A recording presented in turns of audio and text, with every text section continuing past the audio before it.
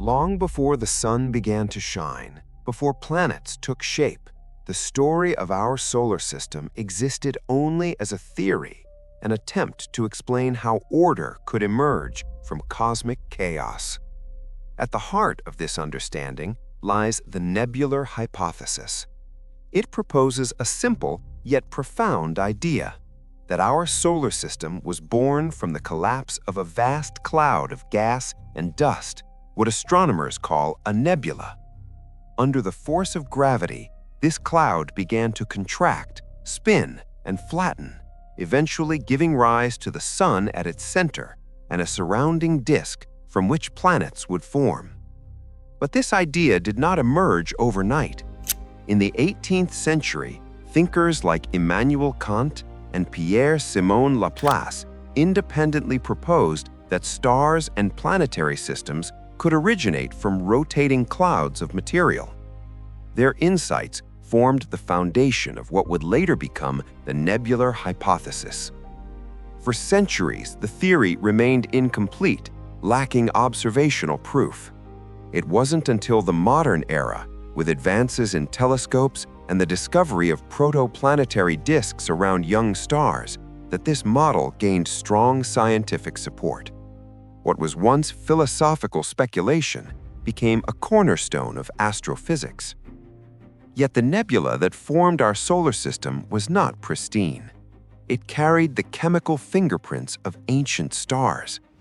Long before our sun existed, earlier generations of massive stars lived and died across the galaxy. In their cores, nuclear fusion forged heavier elements, carbon, oxygen, iron, the very building blocks of planets and life. When these stars reached the ends of their lives, many exploded as supernovae, scattering enriched material into space. That debris mixed into vast interstellar clouds, seeding them with complexity.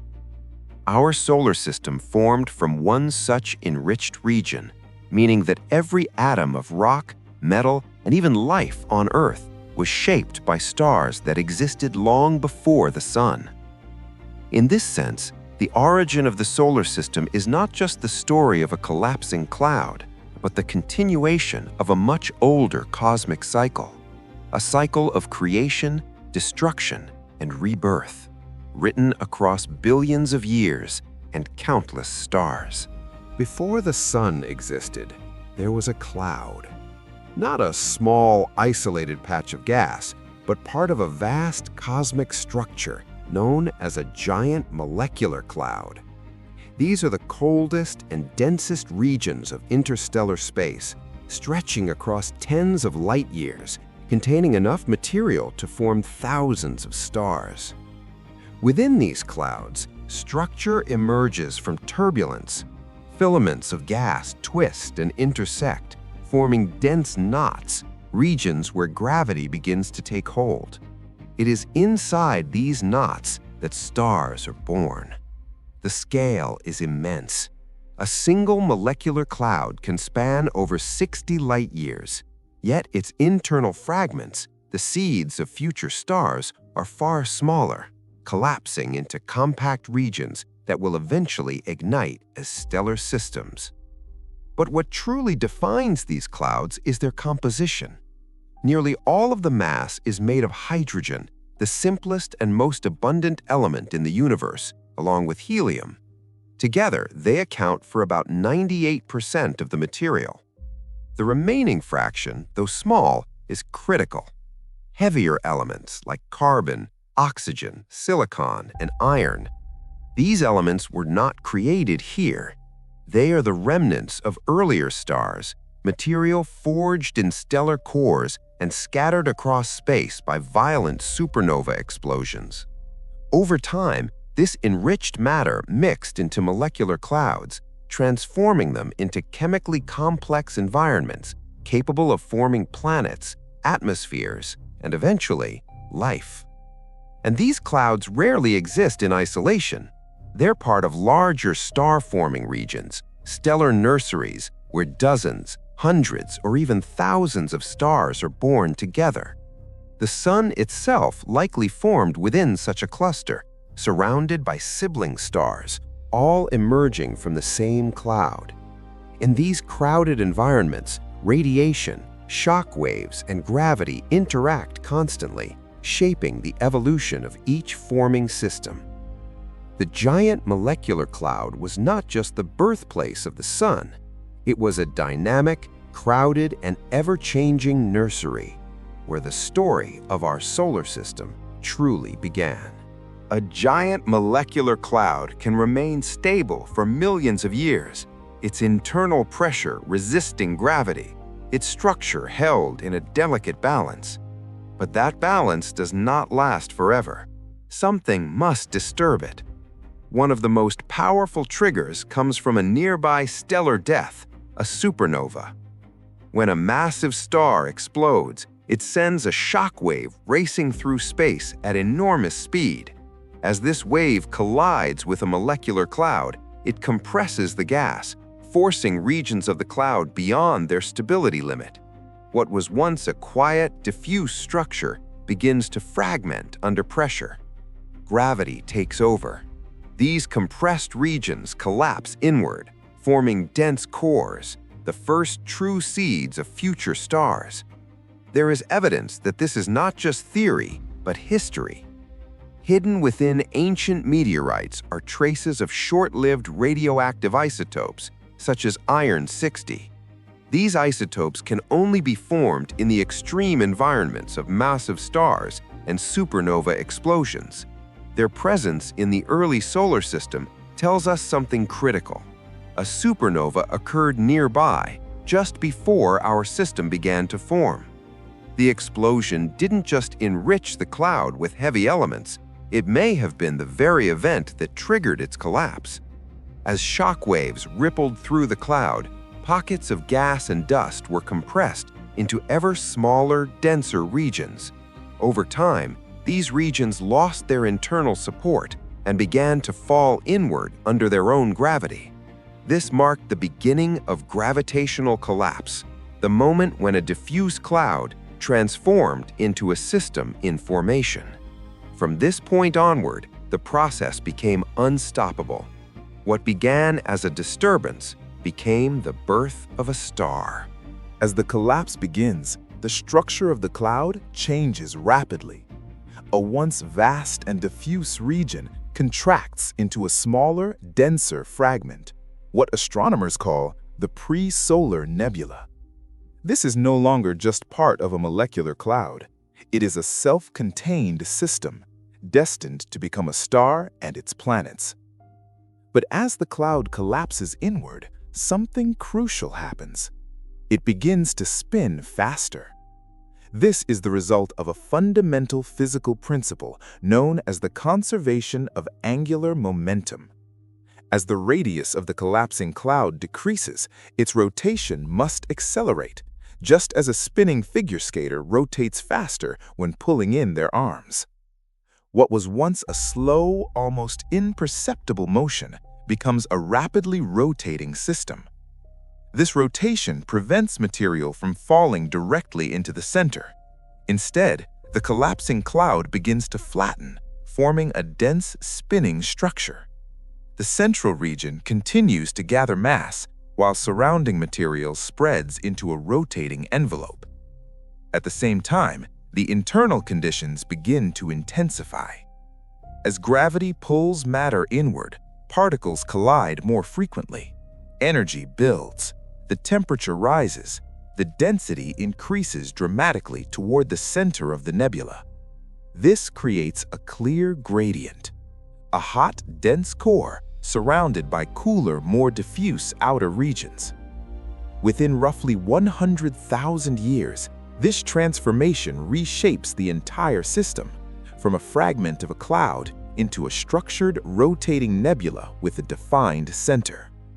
The Presolar Nebula is now in place, a spinning, collapsing system carrying within it all the material that will become the Sun, the planets, and everything in between. What began as a triggered collapse has now become an organized cosmic engine preparing for the birth of a star. At the center of the collapsing nebula, matter continues to fall inward. Gas and dust stream toward a single point, building mass, increasing pressure, and concentrating energy into an ever smaller volume. Over time, this growing core becomes the dominant structure within the system. This is the moment of emergence. A protostar is born. It is not yet a true star. Nuclear fusion has not begun, but the conditions are changing rapidly. As material continues to accumulate, the core becomes hotter and denser, glowing from the energy released by gravitational collapse. Around it, a rotating disk of gas and dust feeds the growing center, an active system of inflow and energy. Soon, the young sun enters what astronomers call the T-Tauri phase. In this stage, the protostar becomes highly dynamic and unstable. Powerful stellar winds begin to blow outward, and narrow jets of material are launched along its rotational axis at high speeds. These outflows carve through the surrounding nebula, clearing paths through the gas and shaping the environment around the forming star. Radiation intensifies. Magnetic fields become chaotic. The early sun is no longer quietly forming, it is actively interacting with its surroundings. Yet deep within its core, the most important transition is approaching. As pressure and temperature continue to rise, the conditions necessary for nuclear fusion draw closer. When that threshold is crossed, hydrogen atoms will begin to fuse into helium, releasing vast amounts of energy. That moment will mark the true birth of the sun. But for now, it remains a protostar, a growing, unstable, and powerful object at the heart of a forming system, on the verge of becoming a star. As the young sun gathers mass at the center, not all material can fall directly inward. Rotation changes everything. The collapsing cloud, already spinning faster due to the conservation of angular momentum, forces infalling gas and dust to spread outward. Instead of collapsing into a sphere, the system flattens, forming a vast rotating structure around the protostar. This is the protoplanetary disk, a thin, spinning disk of gas and dust extending hundreds of astronomical units into space. Within this disk, material is not evenly distributed. The inner regions, closer to the young sun, are dense and turbulent. Gas dominates the mass, while fine dust grains drift, collide, and begin to interact. Farther out, the disk becomes colder and more diffuse, with particles moving more slowly through the surrounding gas. But the most important feature of this disk is its temperature gradient. Near the center, temperatures soar, high enough to vaporize volatile substances like water, methane, and ammonia. Only metals and rocky materials can remain solid in these inner regions. Farther from the sun, temperatures drop. Beyond a critical boundary known as the frost line, ices can condense and remain stable. This allows solid particles to grow more efficiently, incorporating not just rock and metal, but frozen gases as well. This gradient divides the disk into distinct zones, each with its own chemistry, its own physics, and its own destiny. Gas and dust continue to circulate, collide, and settle within this rotating system, guided by gravity, pressure, and motion. The protoplanetary disk is no longer just a byproduct of star formation. It is the foundation of planetary formation, a structured environment where the first building blocks of worlds begin to take shape. Within the protoplanetary disk, not all regions are the same.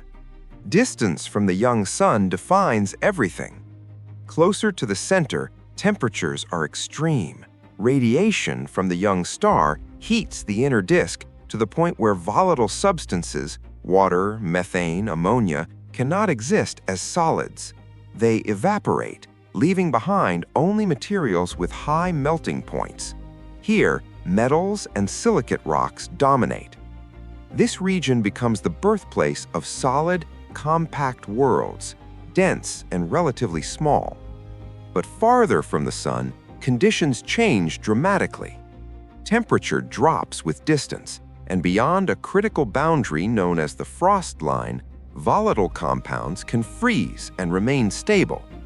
In this colder zone, ice becomes a major component of solid matter, dramatically increasing the amount of material available for growth. This distinction reshapes the entire system. Inside the frost line, only a limited supply of heavy elements exists, restricting the size of forming bodies. Outside it, the addition of ice allows particles to accumulate more rapidly, forming larger cores capable of capturing surrounding gas. The result is a clear division. Rocky materials dominate the inner regions. Icy compounds and gas-rich matter dominate the outer regions. This process, chemical and physical differentiation, sets the blueprint for the entire solar system. It determines where terrestrial planets will form, where gas giants will emerge, and why the architecture of our planetary system is not random, but a direct consequence of temperature, distance, and the physics of matter in a young, evolving disk. Inside the protoplanetary disk, the smallest structures begin the largest transformation. Microscopic grains of dust, no larger than smoke particles, drift through the gas, carried by turbulence and orbital motion. At first, their interactions are gentle. When they collide, electrostatic forces allow them to stick together. Growth begins at the smallest scale. Over time, these grains form larger clumps, millimeter-sized, then centimeter-sized aggregates. As they grow, gravity begins to play a role. Collisions become more energetic, but also more effective, allowing matter to accumulate into increasingly solid bodies. This process is known as accretion, the gradual buildup of material through repeated collisions and merging. Eventually, these clusters reach a critical threshold. They become planetesimals, solid objects roughly 10 kilometers in size. At this scale, gravity dominates completely. These bodies no longer rely on simple sticking forces. They actively pull in surrounding material, accelerating their own growth. The transition is decisive. What began as drifting dust has now become the first true building blocks of planets. Within millions of years, countless planetesimals populate the disk, orbiting the young sun in vast numbers. They collide, merge, fragment, and reassemble, forming a dynamic, chaotic environment where larger structures begin to emerge. These are the seeds of worlds. From these early bodies, planets will form, not suddenly, but through continuous accumulation, interaction, and evolution. Accretion transforms simplicity into structure, turning dust into the foundations of entire planetary systems. The young solar system did not form in isolation. It was born within a crowded stellar nursery, surrounded by other newly formed stars, all emerging from the same giant molecular cloud. In this environment, gravity, radiation, and motion were constantly interacting. Nearby massive stars played a critical role. These stars emitted intense ultraviolet and X-ray radiation, powerful enough to heat and erode surrounding gas.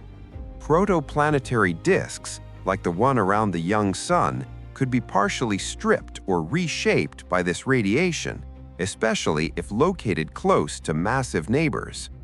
But radiation was only one influence. The solar system was also part of a dynamic star cluster, where stars moved relative to one another. Gravitational interactions between neighboring stars could alter the structure of forming systems, stretching disks, redistributing material, and perturbing orbits. In some cases, stars may have passed relatively close to the young sun.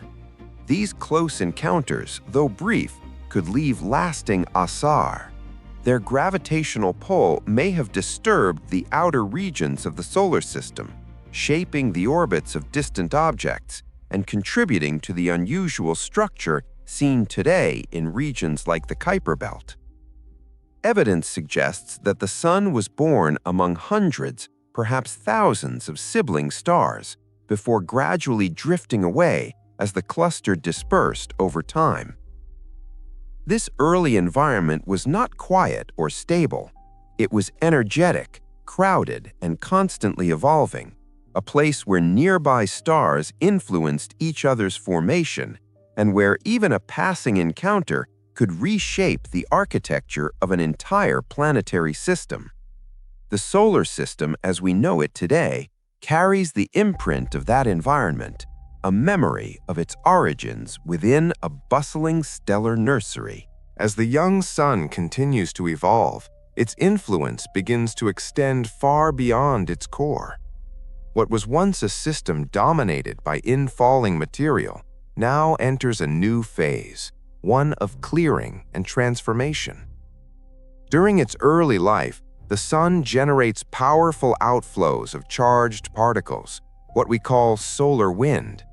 In this stage, these winds are far stronger than they are today, driven by intense magnetic activity and high energy output. These winds begin to push outward through the protoplanetary disk. Gas and fine dust, once abundant, are gradually swept away, blown into interstellar space, or dispersed into the surrounding environment. At the same time, radiation from the young sun heats the remaining gas, allowing it to escape more easily in a process known as photoevaporation. The disk begins to thin, gaps widen, the once dense environment of gas and dust starts to disappear. Over a period of just a few million years, most of the remaining material is cleared away. This marks a critical transition. Without gas, the rapid growth of planets, especially giant planets, comes to an end. The era of large-scale accretion slows dramatically. What remains are solid bodies, planetesimals, protoplanets, and the early forms of planets, now largely isolated from further material. The architecture of the solar system is no longer forming, it is stabilizing. This clearing phase effectively freezes the large-scale structure of the system. The positions, sizes, and compositions of planets are now mostly set, shaped by everything that came before. The nebula that once gave birth to the sun and its planets is gone. In its place remains a young solar system, clearer, more defined, and ready to enter the next stage of its evolution. With the surrounding gas and dust dispersed, the solar system enters a quieter yet decisive phase of its evolution. At the center, the young sun undergoes its most important transformation. Deep within its core, temperatures and pressures become high enough to ignite sustained nuclear fusion. Hydrogen atoms begin to fuse into helium, releasing a steady torrent of energy. The sun stabilizes, balancing the inward pull of gravity with the outward pressure of radiation. This marks its entry into the main sequence, the long, stable phase that will last for billions of years. With this stability comes structure. The planets, formed through earlier collisions and accretion, settle into more defined orbits. The violent era of rapid growth gives way to gradual evolution. Gravitational interactions continue, but the overall architecture of the solar system, its layered arrangement of inner rocky planets and outer gas giants, becomes established. At the same time, the solar system begins to drift away from its birthplace. The original star cluster, once crowded with sibling stars, slowly disperses. Over tens to hundreds of millions of years, gravitational interactions between stars cause the cluster to break apart. The Sun, along with its newly formed planetary system, is released into the wider galaxy. From that point on, the solar system travels alone, orbiting the center of the Milky Way, completing one revolution every few 100 million years. What began in a dense stellar nursery has now become an independent system, stable, structured, self-contained. The foundations are set. The Sun shines steadily at the center, and around it, the planets continue their motion, following paths shaped by the earliest moments of their formation. The chaos of birth has ended. What remains is a system ready to evolve over billions of years, carrying within it the conditions that will one day give rise to worlds, atmospheres, and life.